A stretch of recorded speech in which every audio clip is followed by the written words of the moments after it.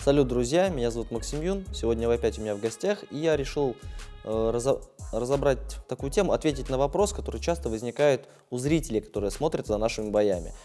Матерым СБшникам сейчас ничего нового не будет, а для зрителей легкое пояснение. Вопрос звучит так.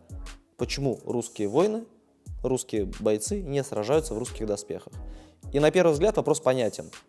Россия имеет колоссальную военную историю, и свои самобытные доспехи, так почему же сильнейшая сборная в мире зачастую в 90% случаев использует западноевропейские доспехи? Ответ кроется в правилах. Как в любом спорте, тактики и снаряжение определяются правилами. Наши правила простые. Мы деремся пешими, и мы деремся в замкнутом пространстве на мечах, топорах, алебардах. Грубо говоря, всегда может возникнуть ситуация, когда вас вчетвером будут охаживать алебардами в углу. Вам для этого нужны крепкие доспехи. И как пример того, насколько важны крепкие доспехи, я хочу познакомить вас с подвигом Адриана Рассела. В 2013 году в номинации 21 на 21 Россия против США этот боец команды США остался последним на ногах. Он стоял под градом ударов, наши бойцы били его мечами, топорами, алебардами. И в какой-то момент, наверное, человек 7 его било. Парни выдохлись, вымахались. И когда бой был остановлен, оказалось, что этот боец последний на ногах. Он ушел на своих двоих. Позже наши парни подошли к нему выразить свое уважение, восхищение его стойкостью. И, как он сам признался, он единственный чернокожий в этой команде, и поэтому мы бы скорее его убили, чем он упал. Дело в том, что русский доспех для этого конструктивно не подходит, он небезопасен, потому что мы занимаемся боями средневековыми примерно от 14 века. Сейчас небольшой экскурс в историю. До нашествия монголов русский воин мало чем отличался от западноевропейского. И Русь была, в принципе, хоть и отшибом, но в целом европейского мира.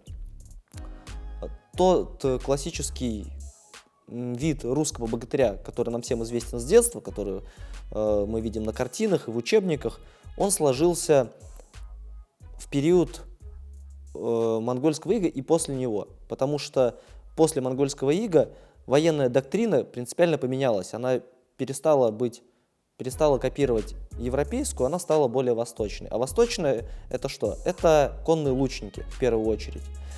Это люди, которые не вступают в прямое взаимодействие, боестолкновение. Не будет у вас копейной шибки. В первую очередь, это человек, который скачет на коне и стреляет из лука. Для этого его доспех сильно облегчен. Скажем, на русских шлемах не встречается забрал. Это легкий шлем с высокой тульей, с кольчужной бармицей, которая защищает шею. Это может быть кольчуга, наручи лодочки, защиты бедер, скорее всего, тоже никакой особо не будет. Возможно, будут поножи.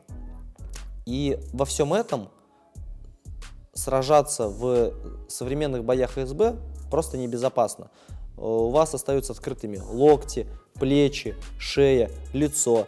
Вы будете вынуждены каким-то образом модернизировать доспехи русские. Ну, кстати, это относится и к восточным, монгольским доспехам.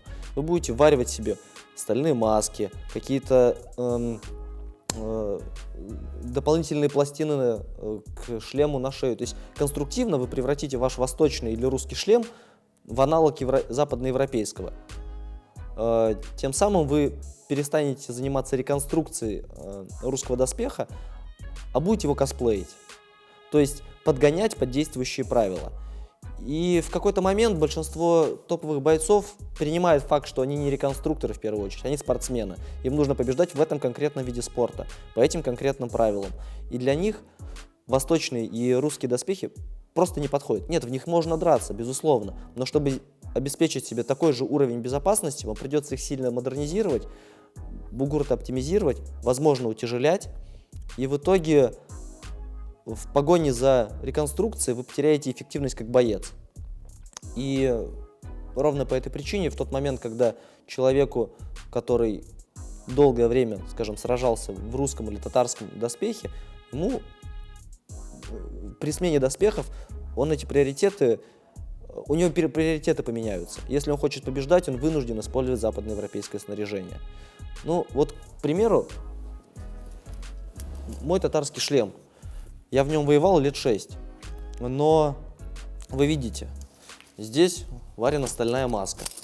Здесь вклепаны дополнительные стальные пластины. Я был вынужден носить много дополнительного железа.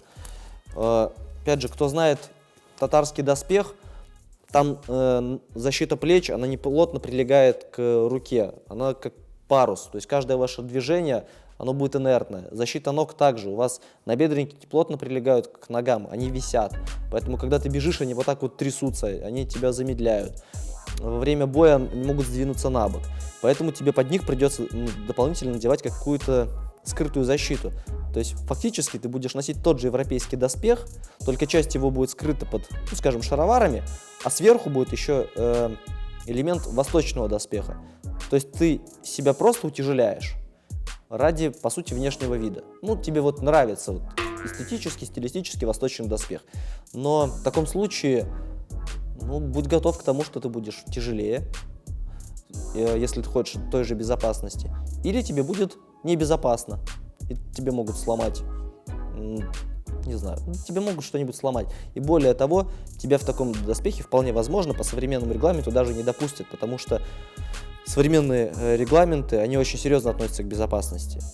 Ну, вот именно по этой причине большинство бойцов ИСБ, не только мы сейчас говорим про Россию, а вообще большинство бойцов ИСБ используют европейский доспех. Да, есть адепты восточного, и они тоже там постоянно думают, как ему модернизировать. Но по факту, если ты не хочешь заморачиваться, ты просто хочешь побеждать, то ты берешь и заказываешь европейский доспех. И даже я, человек, который провоевал в восточном доспехе, ну, вы знаете, лет 8, да, когда встал вопрос о смене доспеха, я его сделал европейским. И сейчас вы знаете, как я выгляжу, я приложу фотографии, и вы знаете, как я выглядел раньше.